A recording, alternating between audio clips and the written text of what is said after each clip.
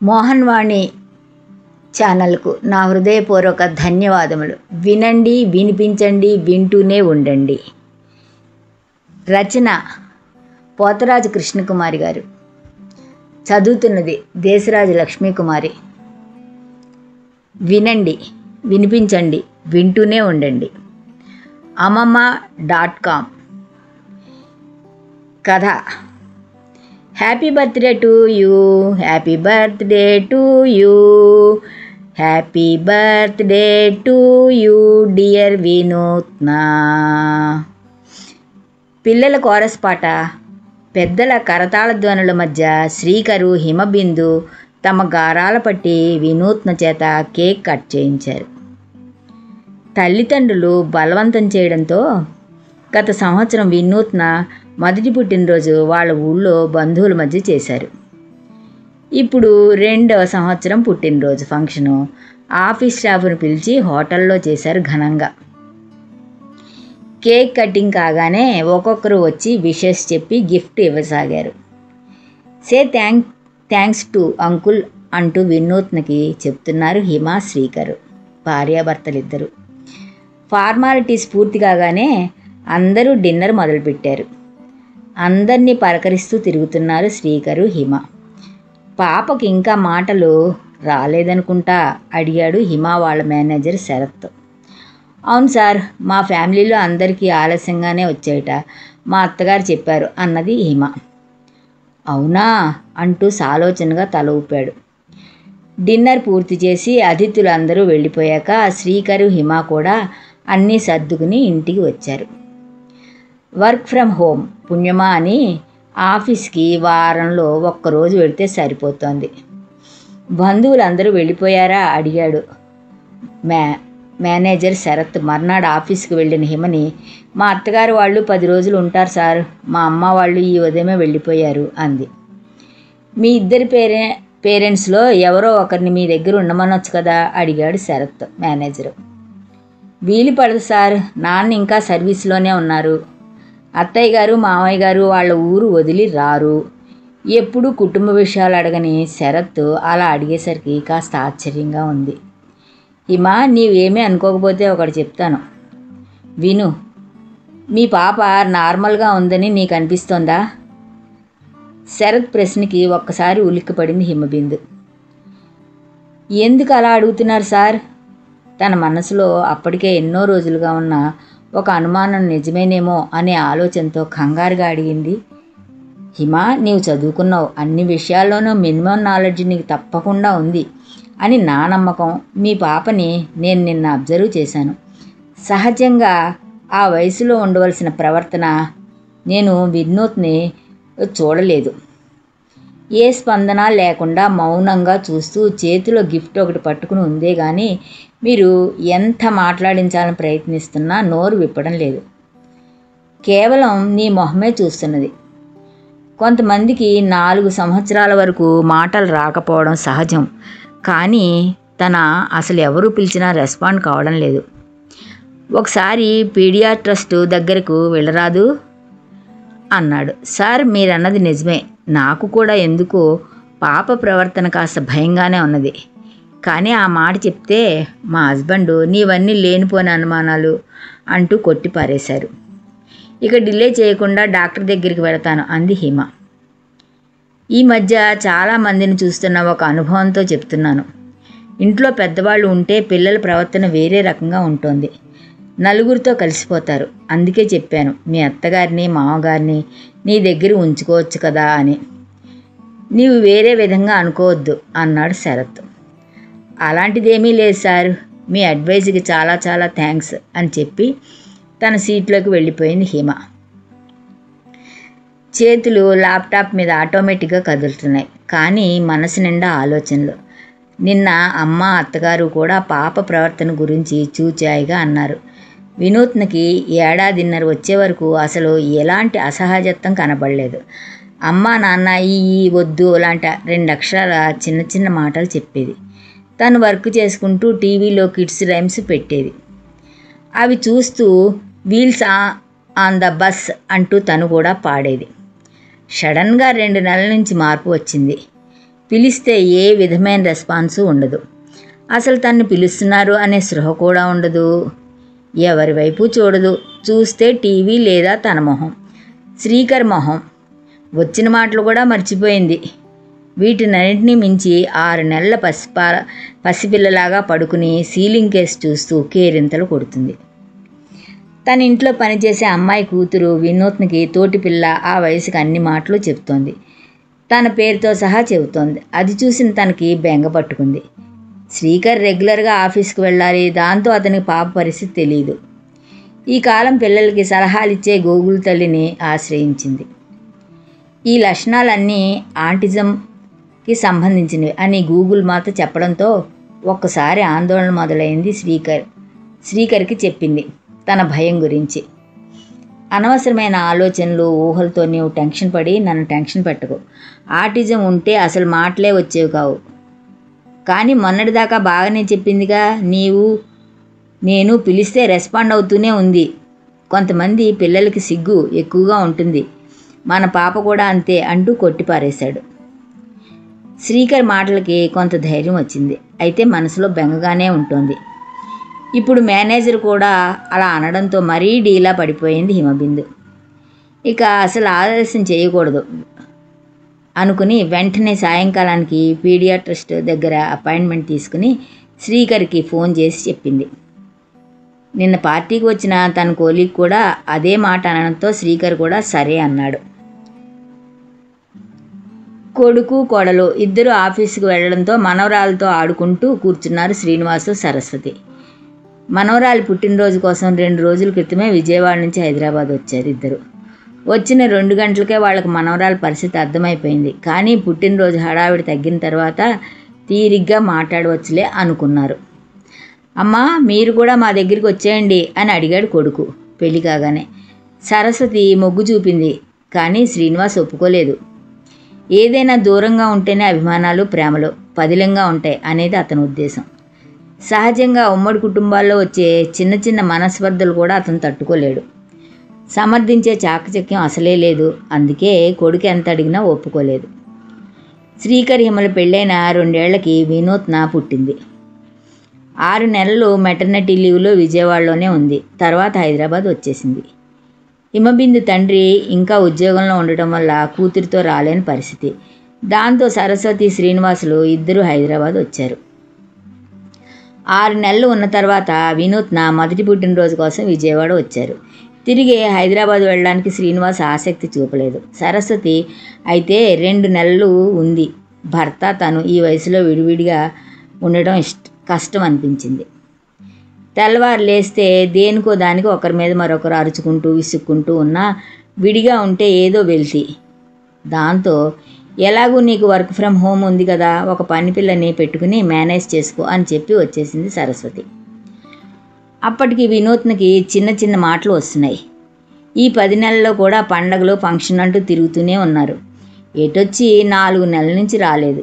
ఈలోగా మనపురాల్లో మార్పు వచ్చింది. ఈ మార్పుకి కారణం భార్యాభర్తలు ఇద్దరికీ అర్థమైంది. అయితే తాము చెప్తే ఎలా రియాక్ట్ అవుతారో, ఏం మాట్లాడితే ఏం అపార్థం చేసుకుంటారో అని భయం సరస్వతికి. కొన్ని బంధాలు చిత్రంగా ఉంటాయి. అలాంటి వాటిలో కొడుకు కోడలతో బంధం పెళ్ళి అయ్యేదాకా ప్రతి విషయంలో కొడుకుకి దిశానిర్దేశం చేసే తల్లి కొంగు పట్టుకుని తిరిగే కొడుకు మధ్య ఏదో తెలియని తెర అడ్డుపడుతుంది. హఠాత్తుగా స్వేచ్ఛపోతుంది. తెలియని దూరం ఏర్పడుతుంది. ఏదైనా చెప్పబోతే మాకు తెలీదా అన్నట్టు మాట్లాడతారు. సాయంకాలం ఆఫీస్ నుంచి వస్తూనే వినూత్ని తీసుకుని హాస్పిటల్కి వెళ్ళారు శ్రీకర్, హిమ.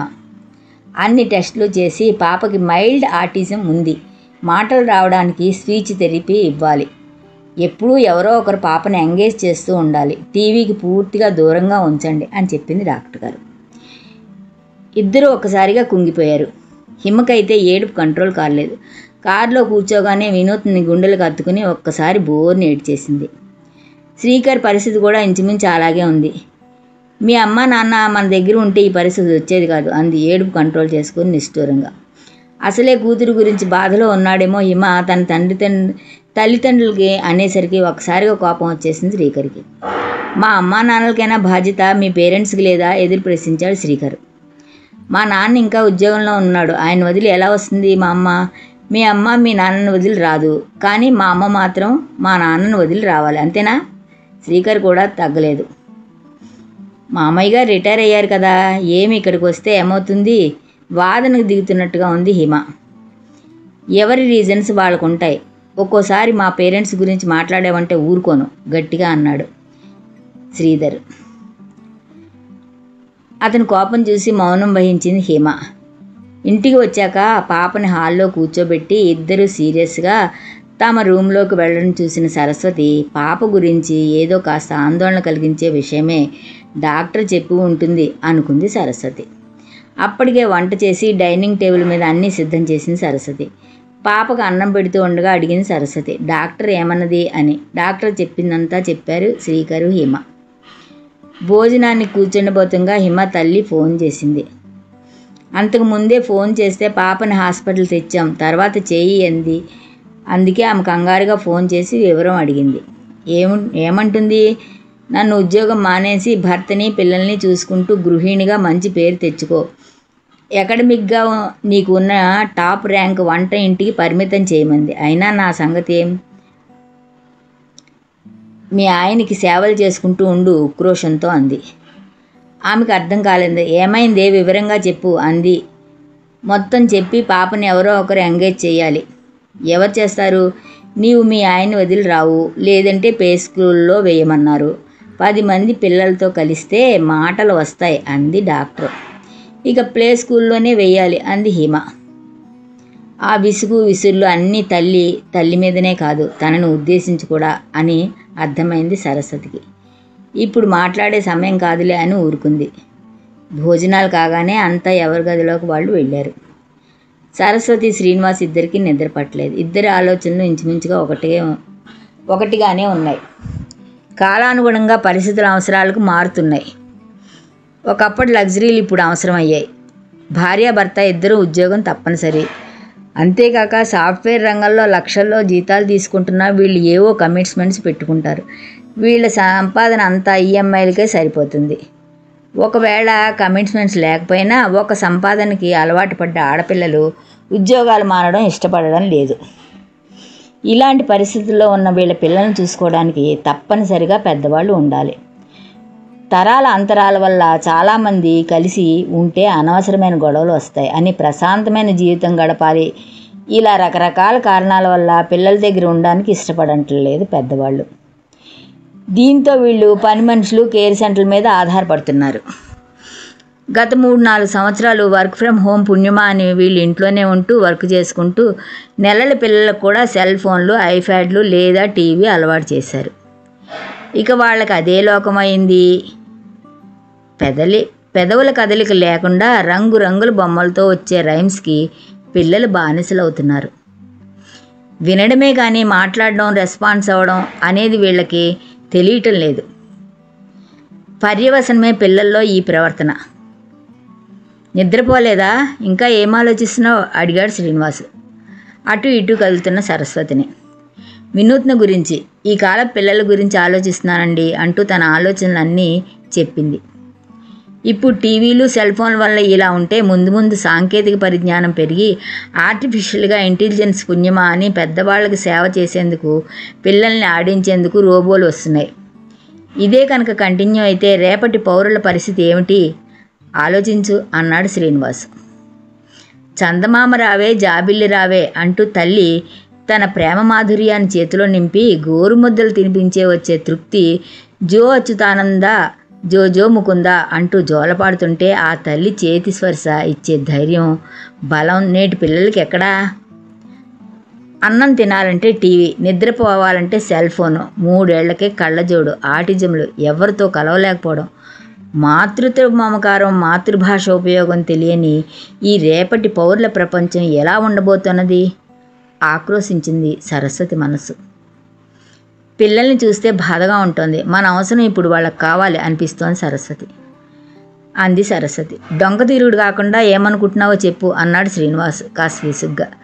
విజయవాడలో కూడా మనం చేసేది ఏమీ లేదు కదా, ఇక్కడ ఉంటే వీళ్ళు కాస్త నిశ్చితగా ఉంటారు అంది సరస్వతి. నీ ఇష్టం అన్నాడు శ్రీనివాస్. మర్నాడు శనివారం కావడంతో అందరూ స్థిమితంగా కూర్చున్నారు. తల్లిదండ్రులు తమ వద్ద ఉండడానికి రిక్వెస్ట్ చేసుకోవాలి అనుకుంటున్న శ్రీకర్ హిమలకి తాము విజయవాడ వెళ్ళం, ఇక్కడే ఉంటాం అని సరస్వతి చెప్పగానే ఎంతో రిలీఫ్ వచ్చింది. వినూత్నకి ఏ సమస్య లేదు. ఆటిజం అనే మాట మర్చిపోండి. వేలకు వేలు పోసి స్పీచ్ వరిసి ఇవ్వాల్సిన పని లేదు. దానితోనే ఉంటూ ఆటలాడుతూ మనం మాట్లాడిస్తూ ఉంటే మార్పు వస్తుంది. 1 నెల చూద్దాం, ఫలితం లేకపోతే అప్పుడే డాక్టర్ చెప్పినట్టు మందులు వాడి స్పీచ్ థెరపీ ఇప్పిద్దాం. నాకు తెలిసిన పాటలు పద్యాలతో ప్రయత్నిస్తాను అంది సరస్వతి. తల్లి చివరి మాటలు వ్యంగ్యం అర్థమైంది. కోపం వచ్చినా తమాయించుకున్నాడు శ్రీకర్. ఇక ఆ క్షణం నుంచి టీవీ పూర్తిగా ఆఫ్ చేశారు. తల్లి చుట్టూనే తిరిగే వినూత్నకి సరస్వతి, శ్రీనివాసు ఎంత ప్రయత్నించినా దగ్గరికి వచ్చేది కాదు. దాంతో 9 గంటలకల్లా హిమ తన ల్యాప్టాప్ తీసుకుని మేడ మీద రూమ్కి వెళ్ళి తలుపు వేసుకుంది. టీవీ లేక తల్లి కనపడక మొదటి రోజు చాలా గొడవ చేసింది వినూత్న. 2 రోజుల తర్వాత కాసగా బామ్మ తాతలతో ఆడడం మొదలుపెట్టింది. సరస్వతి వంట చేస్తూ పనులు చేసుకుంటూ పాటలు పాడుతుంటే వినూత్నకి ఆమె వెనకాలే తిరుగుతూ మెల్లగా రాగాలు తీసేది. పట్ట మీద పడుకోబెట్టుకుని మొహంలో మొహం పెట్టి తాత, అత్త, అమ్మ, నాన్న అలాంటి మాటలు చెబుతూ ఉంటే తాను కూడా ప్రయత్నించసాగింది. సాయంకాలం కాగానే శ్రీనివాసు బయటికి తీసుకెళ్లేవాడు. మొదట్లో తాత సంక దిగేది కాదు. తర్వాత తనంతట తాను ఆడుకోవడం మొదలుపెట్టింది. మొక్కలకి నీళ్లు పోయించడం, మట్టిలో ఆడించడం, కూరగాయలు కట్ చేస్తూ వాటి పేర్లు చెప్పించడం, ఇలా తమతో పాటే తిప్పుతూ ఏదో ఒక వ్యాపకంలో ఉంచేవారు. 2 నెలల తర్వాత ఒకరోజు శ్రీకర్ ఆఫీస్ నుంచి వచ్చే వాళ్ళకి శ్రీనివాస్, వినూత్న పైపుతో ఒకరి మీద ఒకరు నీళ్లు చల్లుకుంటూ ఉన్నారు. ఏయ్ దొంగ, నా మీద నీళ్లు పోస్తావా అంటుంటే వినూత్న నవ్వుతూ తాత లాలపోత్తా అంటూ పకపకా నవ్వుతూ పరిగెడుతున్నది. తన కూతురు మాట్లాడుతున్నది. శ్రీకర్ మనసు అపురూప దృశ్యాన్ని ఆనందంతో నిండిపోయింది. కాదు, గతంలో తాను తండ్రితో అన్న మాటలు సిగ్గుపడ్డాడు. ఇలాగే ఆడిస్తుంటే నాన్న ఆ పాతకాలపు ఆటలు పద్యాలు వద్దు, తెల్లవారు లేస్తే చేతవన్న ముద్ద అంటూ మొదలు పెడతారు. ఇంగ్లీష్ రైమ్ నేర్పండి, రేపు మేము దాన్ని ఇంటర్నేషనల్ స్కూల్లో జాయిన్ చేయాలంటూ విసుక్కున్నాడు. అప్పుడే వినూత్నకి టీవీ అలవాటు చేశారు తామిద్దరు. కానీ ఇప్పుడు అవే మాటలు, ఆటలు, పాటలు తన కూతుర్ని మామూలు మనుషుని చేశాయి. సిగ్గుపడ్డాడు శ్రీకర్. విను స్కూల్ నుంచి వచ్చే వేళైంది. శ్రీకర్ వెళ్ళాడా తీసుకురావడానికి అడిగింది సరస్వతి. వెళ్ళారు అత్తయ్య. రాగానే ఆ ఫ్రెండ్స్ గురించి ఏదో చెబుతూ లొడలొడ ఏదో వాగుతూనే ఉంటుంది అంది హిమ. శనివారం కావడంతో ఫ్రీగా ఉంది హిమ. ఏడాది క్రితం ఈ రోజుల్లో నీ కూతురికి మాటలు వస్తాయా రావా, 10 మందితో కలుస్తుందా లేదా, ఆటిజం ఉందేమో అంటూ తెగ భయపడిపోయావు. ఇప్పుడు వాగడం తగ్గించవే అంటున్నావు అంది నవ్వుతూ సరస్వతి. సడన్గా హిమ సైలెంట్ అయిపోయింది. ఆమె మొహంలో ఏదో బాధ. తాను ఏమన్నా తప్పు మాట్లాడానా అనే భయం కలిగింది సరస్వతికి. ఏమైంది హిమ అడిగింది. అత్తయ్య, వినుతో మన అనుభవం తర్వాత నేను ఏడాది దాటిన పిల్లలందరినీ మొదలుపెట్టాను. 150 మంది దాకా ఇలాంటి సమస్య బాధపడుతున్నారు. అదృష్టం కొద్దీ మీ చొరవతో మేము ఈ సమస్యని సకాలంలో అధిగమించాం. కానీ చాలామందికి కారణం తెలియక డాక్టర్స్ చుట్టూ తిరుగుతున్నారు, లక్షలు పోస్తున్నారు. కానీ కొన్ని స్కూల్స్ వాళ్ళు ఆటిజం పిల్లలకి ప్రత్యేక శిక్షణ అంటూ దోచేస్తున్నారు. మాతృస్పర్శ, మాతృభాష లోపించడం, టీవీ ఫోన్లకు అలవాటు పడడమే ఈ సమస్యకు కారణం అని తెలిసినా 2వ సంవత్సరం పిల్లలకు కూడా డే కేర్స్లో టీవీలోనే అన్నీ నేర్పుతున్నారు. మా కొలిగి రోజుకు 400 స్పీచ్ థెరపీ కడుతున్నది అంది హిమ. ఈ పరిస్థితి మార్చడం ఎవరి చేతుల తరము కాదు. ఈ పరిస్థితి మార్చడం ఎవరి చేతుల్లోనూ లేదు హిమ అంది సరస్వతి. నాకైతే మనం చేయవచ్చు అనిపిస్తోంది అన్న హిమ మాటలకు ఆశ్చర్యంగా చూసింది సరస్వతి. అత్తయ్య, మీరెప్పుడు ఏదో ఒక విషయం చెప్తుంటారు. కాలాన్ని బట్టి కంప్యూటర్ పరిజ్ఞానం చాలా అవసరం. కానీ అదే సమయంలో మన సంస్కృతి మూలాన్ని ప్రతిబింబించే ఆటపాటలు మర్చిపోకూడదు. అవే చిన్నారిలో చైతన్యం కలగజేస్తాయి అని నాకు ఒక ఆలోచన వచ్చింది. పేరెంట్స్ ఇద్దరు ఉద్యోగస్తులైతే పెద్దవాళ్ళ సపోర్ట్ లేని వాళ్ళ కోసం ఒక పాత తరహాలో కొత్త బడి మొదలు పెడదాం అని. ఆధునిక టెక్నాలజీ ఉపయోగించకుండా ప్రకృతిలో పిల్లల్ని మమేకం చేస్తూ, మాట్లాడిస్తూ, ఆడిస్తూ వాళ్ళని నిన్నటి తరానికి వారసులుగా తయారు చేయడం అంది హిమ. ఇక్కడ పిల్లలకి తాతయ్య, నానమ్మ, అమ్మమ్మలు చెప్పే కథలే ఉంటాయి. కాళ్ళ గజ్జ, కంకాళమ్మ, దాగుడు మూతలు లాంటి ఆటలు ఉంటాయి. వారి నోట్లోంచి శ్రావ్యంగా పాడే చేత వెన్న ముద్ద లాంటి పద్యాలు ఉంటాయి. అమ్మఒడి లాంటి బడి ఉంటుంది. 5 సంవత్సరాలు వచ్చాక ఎలాగూ మారుతున్న కాలానికి అనుగుణంగా చదువులు తప్పవు. మీ ఆధ్వర్యంలో ఇలాంటి సంస్థ పెట్టాలని నాకు ఒక ఆలోచన వచ్చింది అంది. ఆలోచనలో పడింది సరస్వతి. సరిగ్గా 6 నెలల తర్వాత విశాలమైన ప్రాంగణంలో వెలిసింది ఒక బోర్డు, అమ్మ ఒడి. కేవలం 3 సంవత్సరాల లోపు వారికి మాత్రమే. వివరాలు సంప్రదించండి ammamma.com. ఇదండి అడ్వర్టైజ్మెంట్. ఇదండి కథ.